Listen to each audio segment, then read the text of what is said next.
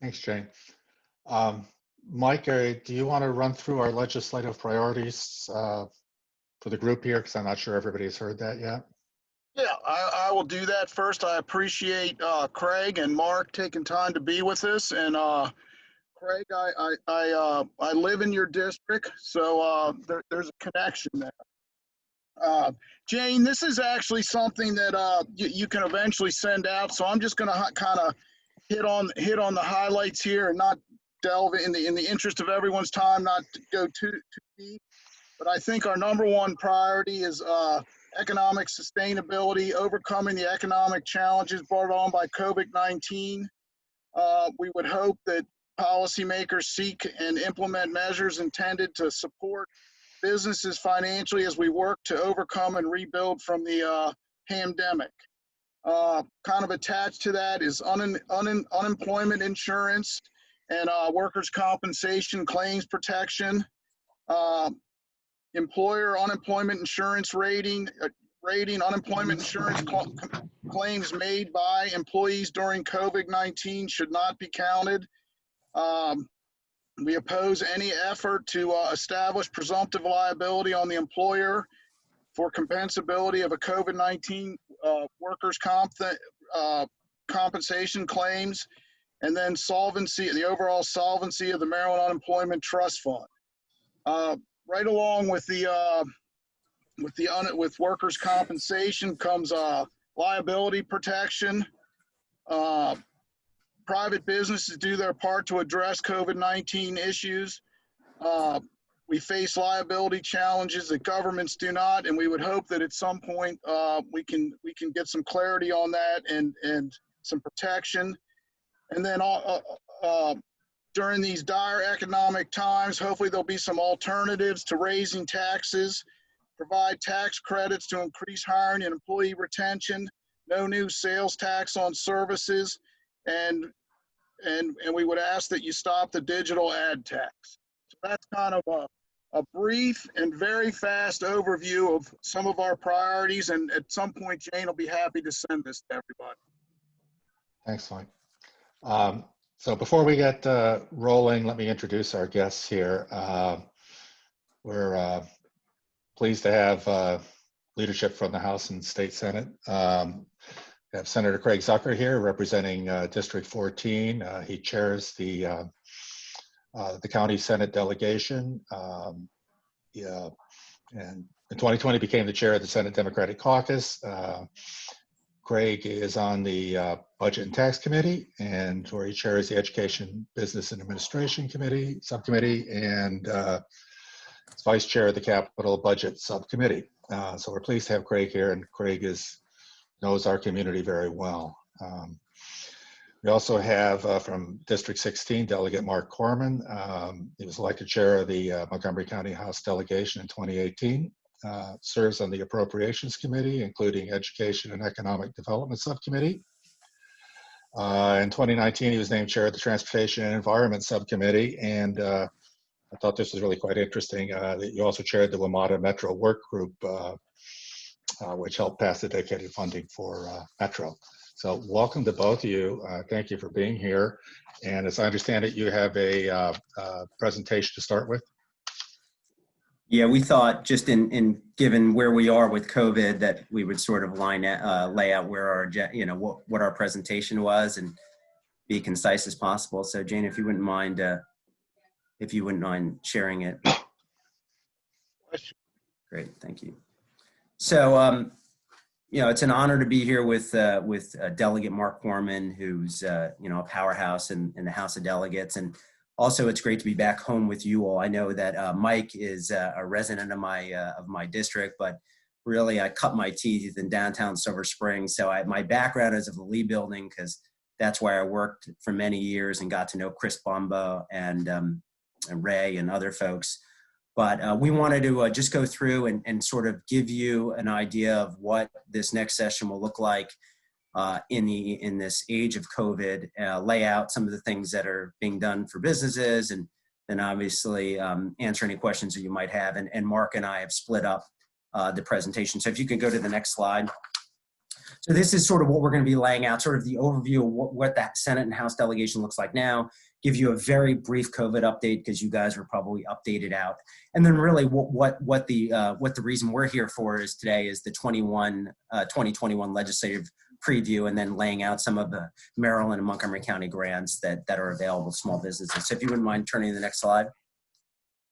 So this is where the Montgomery County delegation sits right now. There's 8 members of the state Senate. Out of the 8, 7 are in leadership. We have 4 standing committees. We have 1 chair of that.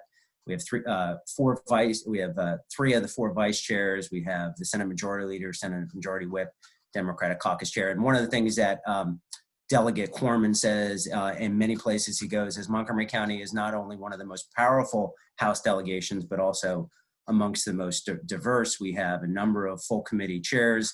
We have the Majority Leader, the parliamentary, and 11 subcommittee chairs. And what's really remarkable is out of the 10 new members of the House of Delegates that were sworn in 2019, 3 have already have a House leadership position. So that's sort of where we are, and why this is important is because we're here representing the delegations, and also it gives you an idea of sort of where we have leverage and power in Annapolis. If you could turn to the next slide.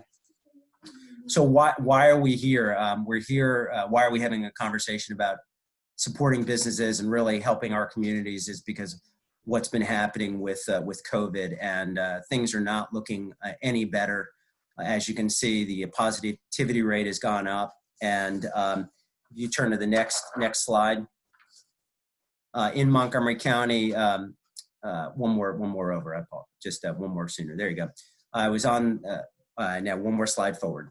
I was on a call today with Delegate Korman and the health officer, and one of the things that he said was we had one of our highest days today. Some of that is from testing that was done over the weekend. One of the things that is not on the slide that was especially troubling was there was 400 people who had tested positive. They just were notified, who had tested on Tuesday and Wednesday before Thanksgiving, and were just notified recently that they were COVID positive. And we're trying to do contact tracing to make sure that they weren't around anyone for Thanksgiving. But look, this all has an impact on small businesses or non-for-profits, and it looks like we're headed into a hard winter. So with that, I'm going to turn it. And there's for any updates around COVID, there's this website montgomerycountymd.gov that I can put into the chat once Mark goes to the next slide. So Delegate Korman, all you. Thanks, Chair Zucker. And let me also just say thanks for the shout out on dedicated funding for Metro. Your chamber is actually very helpful. Jane came and testified, submitted testimony to make sure that happened. Obviously, the state government is sort of at the forefront of the COVID-19 response, especially given the federal government's, I'll say, laissez-faire attitude. And so their primary portal is coronavirus.maryland.gov, all sorts of useful information there, including stats about where we are, some of which Craig drew from, some of which are also available in county data dashboards, as well as links to all sorts of information about the current restrictions and testing and things like that. I would just say that the members of our delegation always spend a lot of time on constituent service, but we're in hyper overdrive right now, helping people, particularly with the unemployment insurance issues, which, as you know, the system is overwhelmed by the number of requests because of the economic impacts of COVID-19. Also, there's plenty of constituents who are also looking for information about business grants and loans and things like that. And so obviously, if you need any assistance, I hope you'll reach out to your state legislators. I know many of you already have. In fact, at least one of my constituents is on here and is one of my active constituent service cases, although not on the subject I just named. I don't think we need to dwell on the testing issue. Obviously, there's lots of testing available, both private and through the county and state governments. Craig mentioned that call we were on this morning. There has been a problem lately with the lagging test results in the county, and they're very aware of the issue that it's just taking too long to get the results, and it's really reducing its effectiveness, because if you don't get the results for 8 to 10 days, obviously by that point you've been everywhere. And so it's very difficult. And so the county's aware of that and trying to address it, but there's just a limited capacity and a lot of people getting tested right now. Next slide, please. So, I think what you're most interested in, 2021 legislative preview. This is just sort of what we're going to go through real quickly, so I won't spend time reading the roadmap. I'll just say next slide, please. So this next session is going to be very different than any that has come before. I will not be running into Jane in the hallway as she's on her way to deliver testimony. A lot more of our work is going to be done virtually or in a socially distanced fashion. So the picture on the right is of the Senate floor. Every senator is going to be on the floor, but a little distance with plexiglass shells around them. The House is going to be meeting in 2 separate House chambers. So our normal House chamber and then the House annex. If any of you have been in the Montgomery County delegation room, that is part of a larger room that's being opened up that will have screens in the front and cameras. So there'll be sort of 2 separate floors with, cameras, bilateral communications back and forth. The House committees will all be virtual. All of that will be via Zoom or whatever platform. The Senate, I think, is going to be a mix. I think it's going to depend on what the public health metrics look like. At least on the House side, the building is going to be very locked down. You're only going to be able to get into the building if you have an escort. So there's not going to be a lot of meetings in members' offices, not a lot of those hallway conversations. That's not to, reduce transparency or keep anybody out. It's just to deal with the public health reality that we're facing. There are actually some silver lining advantages in terms of transparency, in that it's a lot easier to testify from your house in Silver Spring or somewhere else in the county or your business than it is to drive to Annapolis. You're now going to be able to sign up to testify online instead of going to Annapolis to press a button on a board. You're going to be able to submit your testimony electronically instead of going to Annapolis to hand in physical medium. All of our committees have been streamed for a number of years in Annapolis, but voting sessions are going to be streamed, which hasn't always been the case. All subcommittees are going to be streamed, which hasn't always been the case. And both the House and the Senate floors, which were streamed at the end of last session, will now be all streamed as well. So those are sort of some silver linings.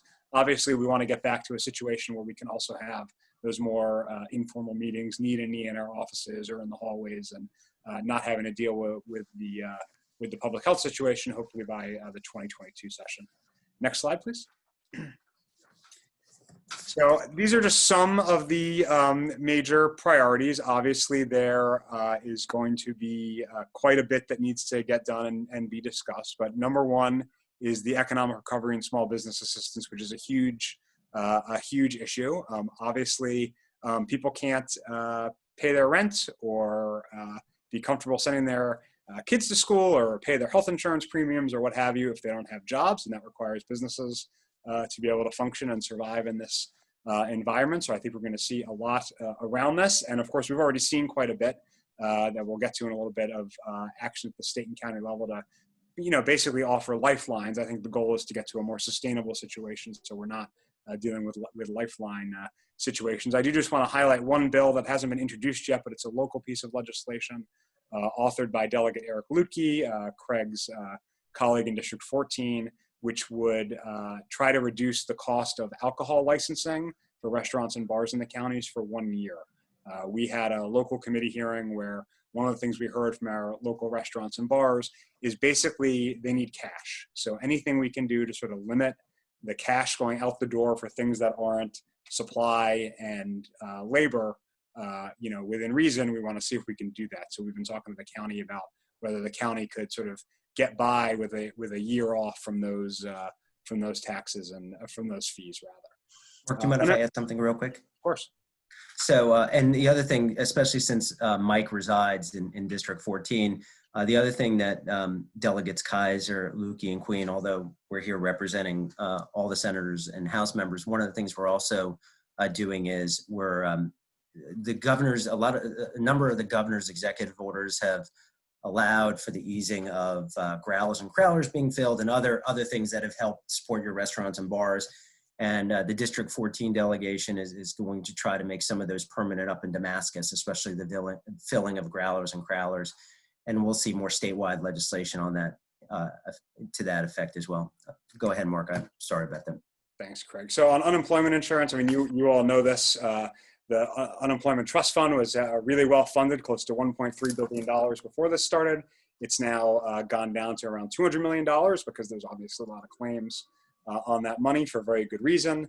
The program that's in place for how we fund the Unemployment Trust Fund, depends on how the level of the fund, and the lower the level of the fund, the higher the sort of taxes to replenish it. And I think when that system was put in place, people didn't imagine quite as fast a plummet as we've seen in the trust fund. So there's definitely an understanding and an effort to try to figure out how to sort of ease the burden there about how to make sure we're taking the trust fund seriously. I mean, we need to fund this. It's not, we don't have the ability to just sort of deficit spend to pay for these needs. But we also understand that you can't go from 0 to 60 in one fell swoop on restoring the trust funds. That's definitely an issue under discussion on the House side in the Economic Matters Committee. On the healthcare front, there's a lot of different things in this realm, but one that's been discussed quite a bit is how to alter the state sick leave law to take account for some of the realities of COVID-19. Obviously, that's something business will have to be at the table for. Montgomery County, as you know, has sort of been ahead of the curve on some of these things. And so at times the business community in the county has mostly focused on Rockville when it comes to these questions. But this is one where we really need you at the table at the state level as well. And then maybe a little off of your sort of core priorities list, but I think worth mentioning, one, police reform and accountability is going to be at the forefront of our work this legislative session. Both the House and the Senate leadership have made a commitment to this. The House earlier this week had a work group that released its sort of proposals that are going to be put in a piece of legislation. We can talk more about that for those who are interested, but it is going to be a major issue. And even though it doesn't go to sort of the core of your priorities, did want to mention it. Similarly, education, as you all know, this is sort of the #1 priority in Montgomery County. It's the #1 priority in the state of Maryland. It's a big part of what draws businesses to our state and county. It's a big part of our economic development plan is to have our highly educated workforce. Frankly, I know it doesn't feel like this to everybody, but part of the reason our economy has withstood what it's been able to withstand, and it doesn't mean individuals aren't suffering, I know they are, but if you look at sort of the overall metrics, it's partly because of our educated workforce and the types of jobs that we have here, in addition to all the things in the service industry and everything. And so we just need to make sure we continue to prioritize education. We know we need to do that in economically and fiscally sustainable ways, but it is really, really important. Next slide. So Craig and I both serve on the Budget Want Committee, so I just want to briefly sort of talk about the budget. And the reason this is important to you all is, one, I mean, the budget is not just sort of dollars for the state, right? I mean, this is, what our taxpayers are funding, what our priorities are, whether it be education, whether it be healthcare, whether it's, rental assistance, business assistance, whatever it is, we need money to do that. And that's because unlike the federal government, we don't have our own central bank. We don't have our own currency printing presses. We have to pass a balanced budget every year. And that's going to be more challenging than ever in 2021, given what we've seen. But, these are sort of the 3 macro ways the state budget's been impacted by COVID-19. One, we've just had increased spending to deal with things related to the virus, buying PPE, setting up testing, switching all of our state workforce to telework, and so on. Now, thankfully, a lot of that has been offset by the CARES Act up until now. And so that's been very helpful. That money basically all has to be spent by the end of the year, barring further action by Congress. Number 2, not surprisingly, we're seeing an uptick in entitlement caseloads. Specifically, the longer this goes on, the more needs there are around Medicaid, around temporary cash assistance, the food stamp SNAP program. I think you're going to see an increased need for energy assistance this winter. All of those things, when the economy is down in a normal situation, see upticks. Obviously, this is beyond sort of a normal economic downturn. And then a decline in state revenues. I would say, briefly, this has been sort of less significant than people were concerned about in the early spring thus far, largely because of the federal government stepping in with the CARES Act in a major way. But, we're still seeing a lot less revenue from income and sales tax than was projected sort of before the pandemic. And it's also worth noting that it's not just sort of the income and sales tax, sort of what we call general fund dollars. We've now put a lot of our, not a lot, but a nice chunk of our education spending comes out of casino revenue. Well, the casinos were closed for 2 months, and so that was money that wasn't going into the education trust fund. That's not coming back. On the transportation side, we had months and months of barely any driving, which really affected gas tax revenue. Obviously, transportation funds are also driven by car sales. Those have been down, and corporate income taxes. Obviously, when the economy is not doing well, those are down. So it's not just sort of the income and sales tax, although that's the sort of biggest source we have of state taxpayers contributing to our state government. It's also some of these other sort of ancillary sources as well that have really taken a big hit. And with that, let me turn it back to Chair Zucker. Thank you very much. If we could go to the next slide. Thank you. I was just moving.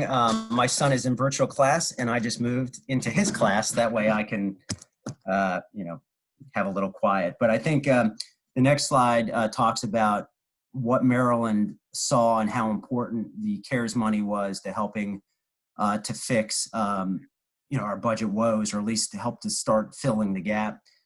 What you can see here is just some of where the money went. If you could turn to the next slide. But really, this is what we had been looking at. We were looking at, and you all felt it personally, whether it's affected your personal bank account or the business that you own and run. The pandemic has created an unprecedented public health and economic crisis in this, not only in the country, but in the state.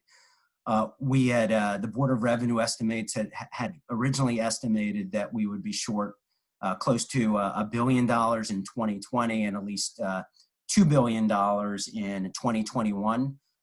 We finished better than that, and I don't want to put like a rosy picture on this. We finished better than what we thought we were going to finish, but we still didn't finish in a good position. And what we've seen is we see that even though we might have some cash in our bank account, if you will, what we see is structurally, meaning what we're spending compared to what we're generating, we see billions of dollars worth of deficits in the future. This coming December, the Spending Affordability Committee will meet, and as well as the Board of Revenue estimates will do another estimate, so we'll get a better sense of sort of where we are. But right now it's rocky, and especially given that I think cases are going to spike. And I don't know what actions Governor Hogan might take on a statewide level. It's going to definitely be tenuous at best. If you could turn the next slide. So where are we with supporting business? So we're looking at how businesses have been benefited from both federal and state grants, federal programs, which provided, as you can see, more than $13 billion to Maryland businesses, and the state provided more than 490 independently. This, as you know, was done through the CARES Act, and in Maryland, roughly right now, about 87,000 businesses received at least loans of close to over $10 billion. One of the things that the House and the Senate had asked of the administration is to make sure we're tracking that and know exactly where it's going, making sure that it does come to communities like Silver Spring and other areas that we represent. Next slide. So, where we try to be helpful. I mean, we're not in session. A lot of the power that's generated or generates from the Maryland General Assembly comes from when we're in legislative session. So when the global pandemic hit and we had to adjourn early legislative session, the first time since the Civil War, we gave the Maryland General Assembly gave the governor certain powers that was implicit in terms of what he should do.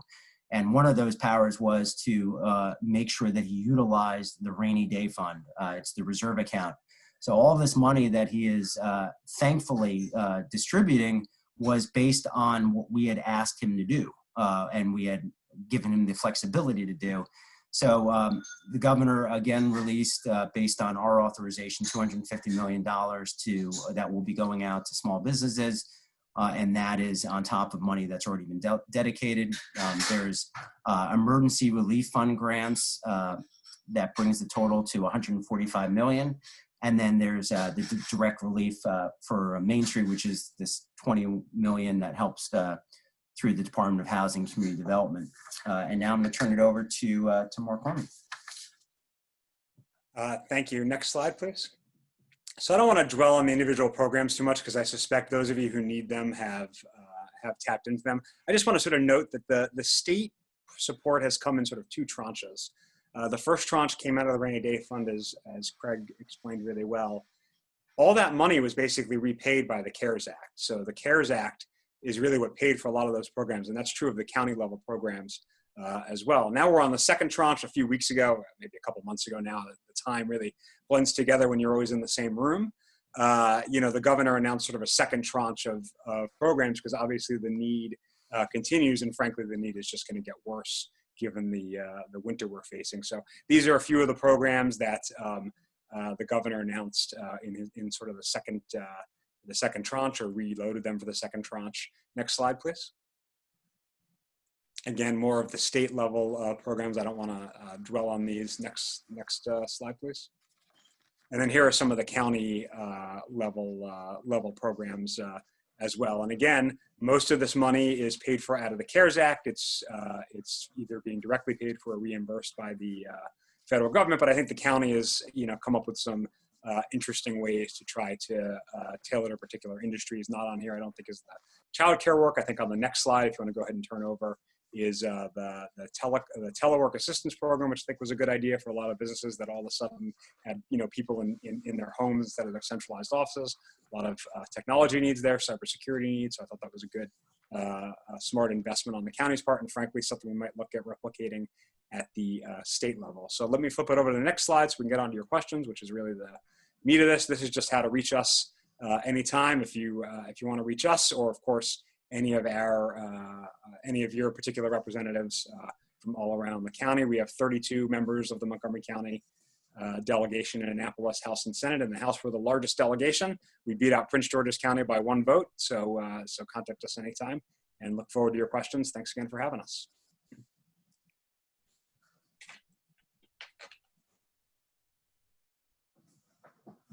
Thank you, guys. Now I'm going to turn it over to Ray and Mike, and I'm going to go and see what we have in the chat. But I think Ray and Mike probably have some questions for you.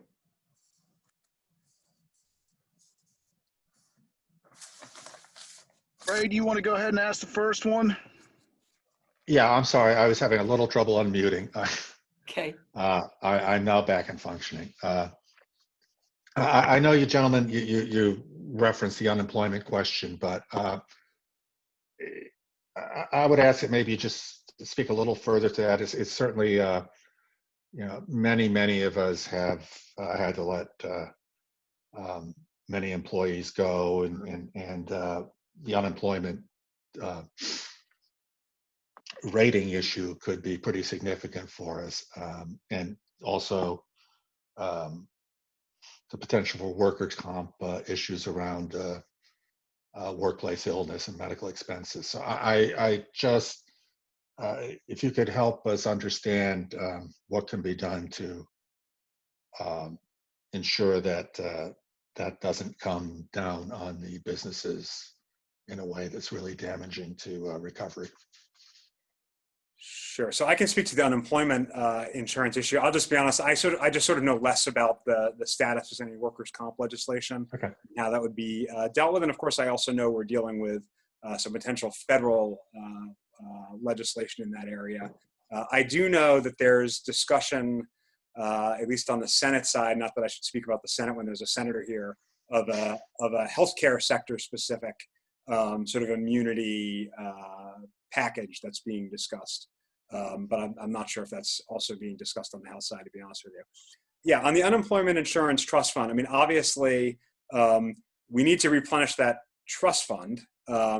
It's just a question of how do you do it in a way that is not going to be absolutely suffocating on the businesses that we also want to hire people, so that people are not drawing on that trust fund. So there's definitely a discussion about how you can sort of smooth the increases. So I think prior to this, and Jane or you might know, but prior to this, I think we were in sort of the lowest level of tax for the unemployment insurance trust fund. And all of a sudden, the next time they reevaluated it, you're going to be in the highest level of tax. And that's not a very smooth grade there, a smooth curve. So there's discussion about how to smoothen that a little bit, but making sure we have the dollars needed to pay out the benefits. And I actually think a loan was taken to replenish the trust fund a little bit, before those taxes are collected. So I would just encourage, whoever on the sort of chamber at the business level is sort of the lead on these issues, along with Jane, to just follow the work on the House side of the Economic Matters Committee very closely, because it's definitely something that is being discussed, and just trying to figure out what the right way to do it is. And, the answer, unfortunately, is not going to be no one pays anything. We just don't have the ability to do that. It's just a question of how to make sure that what is paid in is done in a way that doesn't sort of, undermine the entire point, right? If we're just keeping more people on unemployment, that doesn't help. So we have to find that right balance. Yeah, And no, frankly, I know, sorry, Craig. I was just going to say, I know at the end of the Great Recession, which is sort of when this current program was put into place, the business community was involved in crafting that. I'm sure they weren't happy with every, crossed T and dotted I, but they were at the table and sort of figuring out this sort of step approach that we have now. Sorry, Craig. No, I was just going to say that what you were saying about the Senate is correct. I mean, I was on a call with Senate President Ferguson. We just happened to talk about a month ago, and he actually unilaterally brought this up to me as one of the things that we're going to have to figure out when we get into session. Great. Just one further comment on that is that the businesses most likely to be most severely impacted under the current system are the businesses that have been disproportionately damaged by what's happened already. So I would hope you would take that into consideration in as you move forward. Mike, did you want to run with anything? And if not, I'm happy. Yeah, well, the first thing, since Delegate Korman mentioned that not everybody was happy with the last deal, just remember, a good deal is when nobody's happy. So we can always keep that in mind. But why don't we change directions here for a second? And Maryland now has their own version of the Big Dig, the debacle in Massachusetts from years ago. So what will the General Assembly need to do to get involved with the completion of the Purple Line, and what will the legislature's role be? Well, I will let Delegate, this is right up Delegate Korman's alley, but in terms of the deal with nobody being happy, that is not the case in the Zucker household. If it's something my wife is happy with, it's a good deal, regardless of how I feel. But with that is an excellent point. That's a different type of deal, but I understand completely. The same is true in the Korman household, although it's not Mrs. Zucker who gets the final say over here. It's Mrs. Korman. But on the Purple Line, obviously this project has had quite a bit of contracting trouble over the past few months. But I'll say, I think the overall goal of the project is still really great for Montgomery County. I think connecting College Park to Montgomery County, creating these suburb-to-suburb commuter connections is a really great thing for us to do, and I think it's really going to be beneficial to Silver Spring to have that transit connection. A couple weeks ago, the administration announced a settlement with the concessionaire, the private entity that's constructing the Purple Line. That's really to get the construction company to sort of walk away, the company that's been causing all the problems. I shouldn't say causing all the problems, but the company that's led to the litigation. That company claimed that the state owed them about $800 million. The settlement is for $250 million, so it's a lot of money, certainly to you and I, but at the lower end of the claim, so that's positive for the state. Another positive aspect of it is that $150 million is going to be paid out over sort of the life of the project. It's not immediate cash out the door, so that money will still be available for other things. Over the next 6 to 9 months, the state and the Purple Line concessionaire will need to find a new construction partner.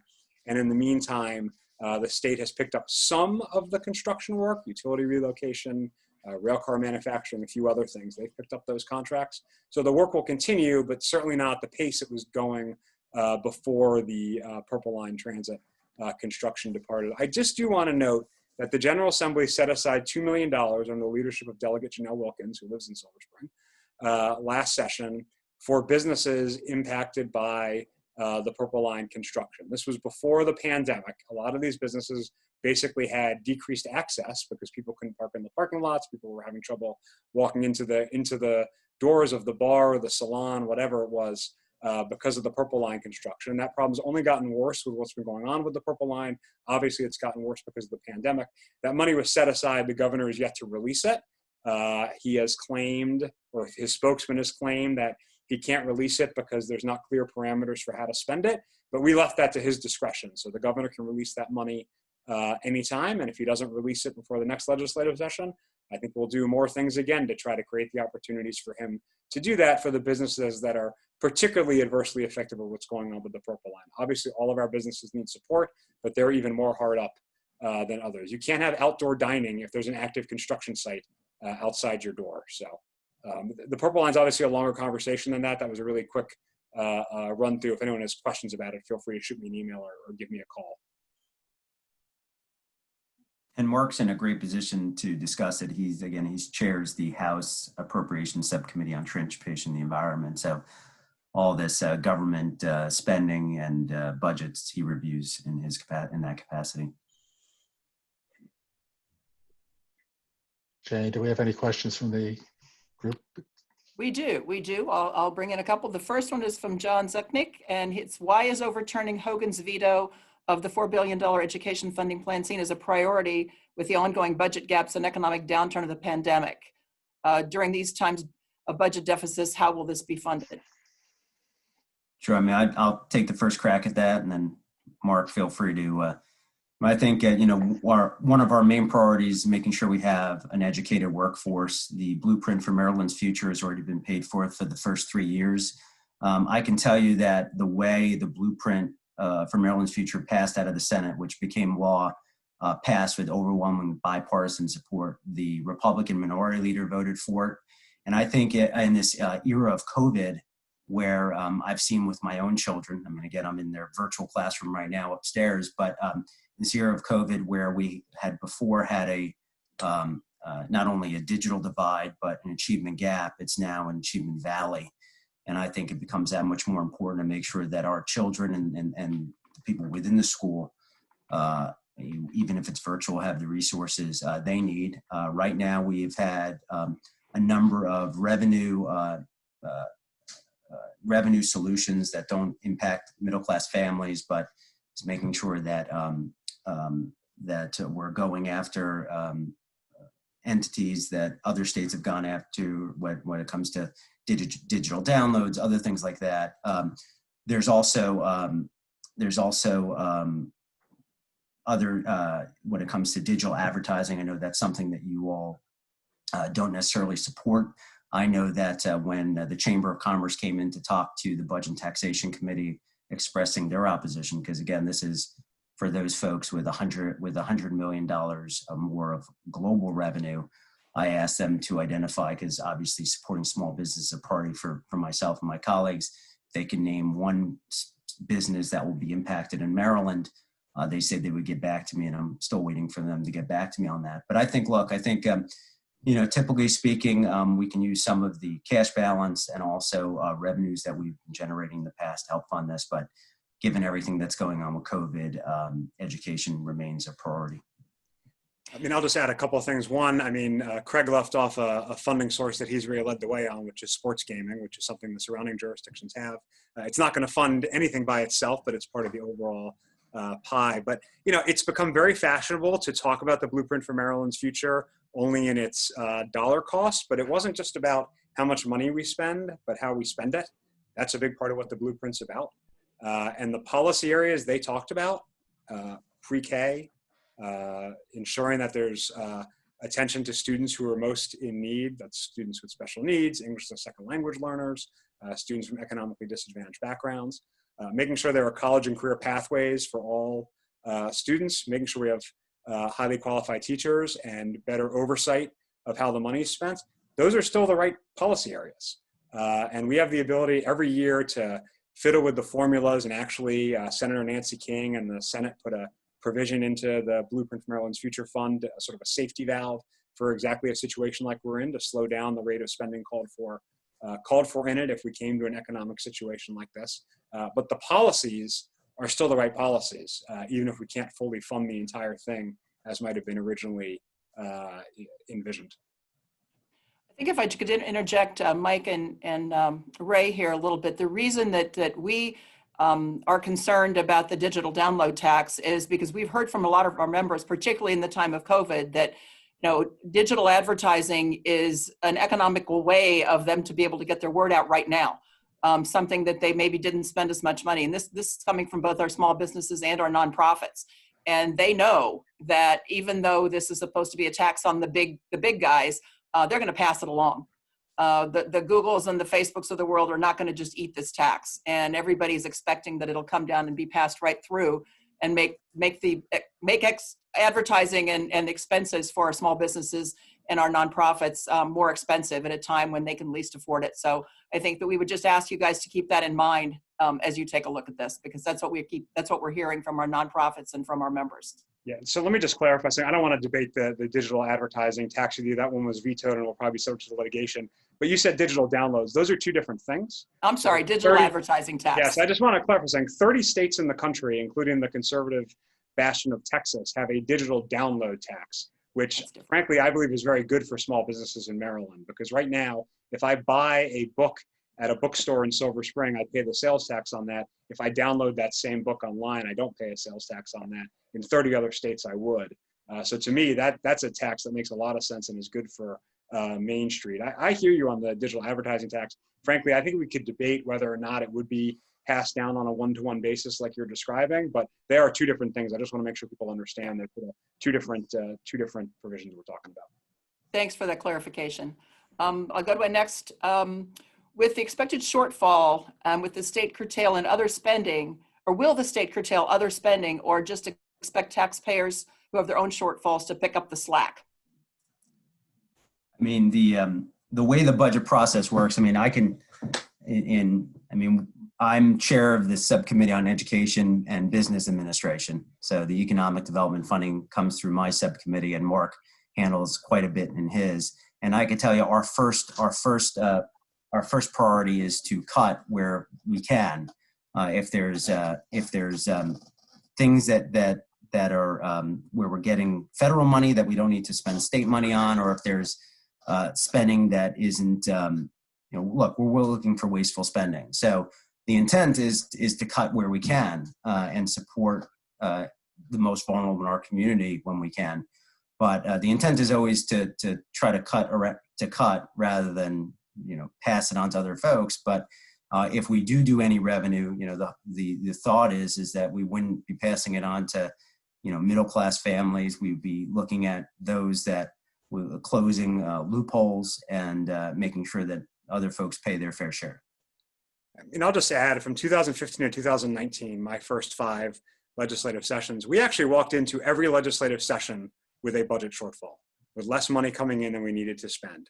And there were no tax increases during that time. Every year it came down to cuts and other sort of methods to figure out how to get the budget balanced. So it is never the first goal to raise taxes on people. That doesn't mean we don't have real needs, and people in the state don't have challenges and programs that they need access to. But every year I've been in the General Assembly, a big part of the conversation has been which program do we cut? How much do we cut it? Can it survive with these cuts and those conversations? I know it doesn't get as much attention as tax increases, but you're welcome to watch the Appropriations and Budget and Taxation Committee's work. We'd love the viewers on YouTube. And we'll promise to try to keep you guys awake if you do tune in. Okay. A little sort of in that vein, and you may not have the answers to this question at this point in time, but in terms of the number of businesses that are permanently closing, because unfortunately we're seeing a lot of that. What are your expectations of revenue in 2021 and 2022? So, I mean, I can go first, although Craig has a lot more experience with the revenue estimates than I do. I'll just say it's very volatile right now. As both Craig and I said, in the early spring when the projections were being made, it was really, incredibly dire, like nobody had ever seen, since we've had this sort of modern system of revenue estimates. And it did not turn out to be as bad as predicted, again, for a few reasons, a big one of which was the federal government support. And so the numbers that have come out more recently have looked more positive. Now I say more positive because it's relative. It's not that they're positive, it's that it's more positive than what they were expecting back in the spring. It's $1 billion down instead of $3 billion down, right? So it's still a significant shortfall, but not at the apocalyptic scale of the spring. We don't know what it's going to look like absent federal government action. We don't know what it's going to look like given this winter we're going to face. So my expectation is that the December revenue estimates that come out, which is sort of what starts off our budgeting process, is going to tell us one thing. But when we get the next numbers in March, it's going to tell us something very different, because we'll, by that point, be through some very difficult months, hopefully rounding into the spring when the weather is nicer. We can see with our own eyes that has an effect on the spread of COVID-19 and what businesses can do. And we'll have a lot more information then about what the vaccine situation looks like, which will tell us, are we in a situation where we're trying to keep people on life support, or are we, actually getting to a more sustainable path? So to me, the real answer is that it's going to be volatile, and revenue estimates are hard to do in any kind of normal environment. We are as far from a normal environment as you could possibly be. So, what the spreadsheet shows us when the Board of Revenue Estimates meets later this month is interesting and informative, but not determinative. It doesn't mean that's what it's going to look like when you get to March and then the numbers next summer. Yeah, and the only thing I would add is just more on a local level is, Delegate Korman, myself, and other elected officials have been really encouraging our constituents wherever we can to shop local. And I know, Jane, we spoke recently as well, just, where we can support Silver Spring businesses, where we can support Olney businesses, Bethesda businesses, Chevy Chase businesses, just supporting our small businesses. I think we're going to learn a lot more from the December estimates. My hope is that we have a strong performance around the holidays in terms of people buying gifts and other things, but we'll keep in touch with you on that. Thank you. Thank you. We have about 9 more minutes. Ray and Mike, do you have a couple of other questions to pose? Well, go ahead, Ray, and then I'll jump in. Yeah, this is very quick, but you'd mentioned gaming, so it made me think of the question. When did the state ballot initiatives that passed go into effect? Sure. So for question 2, which is the sports betting that Mark was kind enough to bring up, which I was very involved with, that takes effect as soon as the ballot passed. So now, and then we're going to start. The State Gaming and Lottery Commission will start developing regs. And this coming session, when we convene in January, we'll start figuring out what it looks like, who's going to have sports betting, and then hopefully it'll be up and running by the summer. Delegate Korman, Marc had been very involved with the first ballot question, which I'm very knowledgeable on. But Marc, why don't you can talk about that because. Sure. So first of all, Ray, I have to say that I was thinking of you this morning when I was listening to the news on NPR about the HBO Max and how I can't wait to get back to AFI. But Yeah, the great thing about the great thing about your theater is that you show all the great old movies, so people are. I'm still going to want to go. On ballot question 1, which was the change in our state budgeting practice, pretty wonky stuff, but as you all know, Maryland had the strongest executive-driven budget in the country. The legislature could not move money around in the overall budget that the governor put together. Starting with the next governor, so January of 2023, the legislature will be able to move money around within the governor's overall amount. So the governor will still set the total. Let's say it's $50 billion. So the legislature won't be able to increase over that total, but it'll be able to say, we want more money for the movie theater recovery fund and less money for the law firm recovery fund or what have you.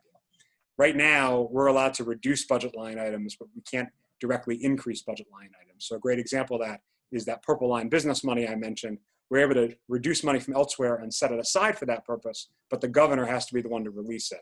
Well, after January 2023, we'll not only be able to reduce money elsewhere and identify needs, but actually then fund those needs with that money we've reduced. I know it's pretty wonky, but that's what. I got it. Thank you. Mike? Just real quick, I wanted to go back to Kerwin, and I think with some of the frustration, I have no delusion you all are going to spend the money, but I would argue we've gone from Thornton to Kerwin, and after all the money we spent on Thornton, there was no noticeable improvement in our education system, and I think that everybody on this phone really agrees that it's probably one of the most important things we do. But we need accountability, and we need to get back to teaching reading, writing, and arithmetic. I talk to my nieces who go to a couple schools in Craig's district, and some of the stuff they tell me is frightening. And the people that can afford it are going elsewhere. The kids that have the resources are going to get a good education and get out. But we need to make sure that we spend the money efficiently, get rid of teachers that don't belong there, and get rid of the abuse and fraud in a place like in Baltimore City and quit screwing these kids. It's important to them and it's important to us. Yeah, I mean, I would just, I don't disagree with most of what you said. I would just encourage you to actually look at the blueprint legislation. One of the 5 policy pillars is on the oversight and how the money is being spent.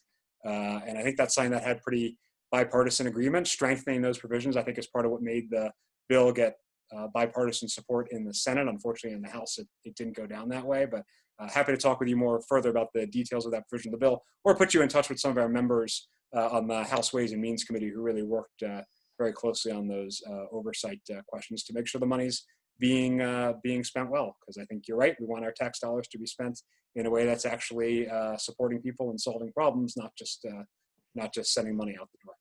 That's how these kids get ahead. That's how anybody's going to get ahead. So we're all for it. Yeah, and we also set up like basically an inspector general piece of it as well. The bill is very, as Mark said, very heavy on oversight and accountability, but it's a matter of, making sure that the kids have the resources they need and having really a blueprint for the future. And that's why the Senate, it became unfortunately very political once it was vetoed. Again, it passed out of, I serve on a committee with 12 other members, and it passed unanimously out of the Budget Committee on the Senate, unanimously, no opposition.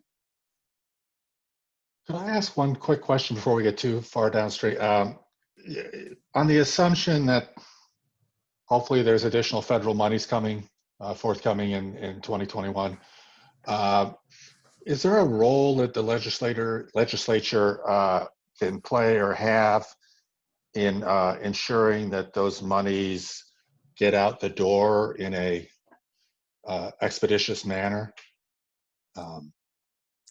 Yeah, I mean, it just entirely depends on what the money is being allocated for by the federal government. I mean, a lot of the money that was in the CARES Act, and frankly, that's in this bipartisan proposal that's gotten a little traction lately, go directly to specific things. For example, there was a huge amount of money that went to the transit systems.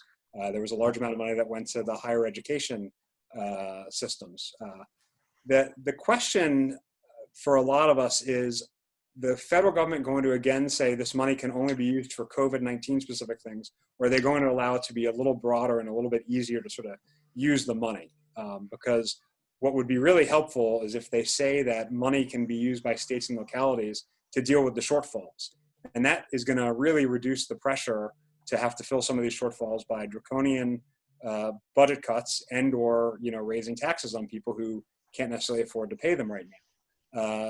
Similarly, in terms of getting money out the door, the challenge is just making sure that it's the same as the Kerwin discussion. It's making sure the money is being spent correctly. And I understand. Unfortunately, we've seen a lot of bad actors taking advantage of the situation we're in right now. That's just a really delicate balance. I know it's a tough balance, but for the CARES Act funds in particular have been really critical in providing various support programs for a wide range of businesses, and for many of them, it's not just the money; it's the timing. Yep. And I think the bad actors is a horrible thing. But somewhere that balance, I mean, it is a balance thing. So I would hope perhaps we've had a year's worth of practice on this, and maybe we've. Yeah, I mean, I will say, not to monopolize the answer, I'll let Craig get a word in edgewise here in a second, but, when this cash comes, it's an operational issue where the governor or the county executive, whatever level of government it is, it's mostly on them to push the money out the door. The way our sort of budgeting works, the legislative budget won't take effect till next summer. Well, God, I hope by next summer, we're not in the lifeline situation. We're in the sort of sustainable recovery situation. So money getting out the door, the authority is there for the governor to spend money out of the rainy day fund. I just will say, I appreciate the difficult position he and his administration are in to make sure that the money is being spent in a way that makes sense. You can't just walk down the street handing out checks and hoping that they're going to be, going to the places in need. You need to identify, that the movie theater needs them and not the Fortune 500 business that's still selling 99% of what it was selling before the crisis hit. Understood. Well, I'm going to be the keeper of the clock here because I know you guys have a hard stop. And if you have 15 seconds, we have one last question. And that was, what do you need from the chamber and the business community as you're going into the session in the middle of a pandemic? I would say, do you mind if I grab this one, Mark, first? Because I got to jump. So what I would say is just keep open lines of communication with us. Don't believe everything you read. Call us before, assuming the worst, and know that we've been hired by you to advocate on your behalf. We are legislators, but we're also your lobbyists. You all do a great job, Jane, your whole team, all the members here do a great job advocating for yourselves, but we're also part of that team. And know that even though we're in this virtual world, as Mark said earlier, you have access to us at all times. And hopefully during COVID, given that we're all going to be virtual, you'll be able to have more access to us. And thank you, Senator. I know you have to jump off, so we really appreciate you being with Thank you, us. everybody. And Delegate Korman, if you want to tackle that question real quick while you can stay with us for another 30 seconds, it would be great. I'll just say ditto. I mean, I think he got that right. Okay. Okay. Well, thank you again for joining us. We really appreciate your time. We will be in touch as we get into the session and before. And thank you, everybody, for joining us. We will make a copy of all the slides available, and Julie has been recording this, so it may take us until next week to get the recording and downloaded and up to date, but those will both be available to you next week. So thank you, everybody, and have a great weekend.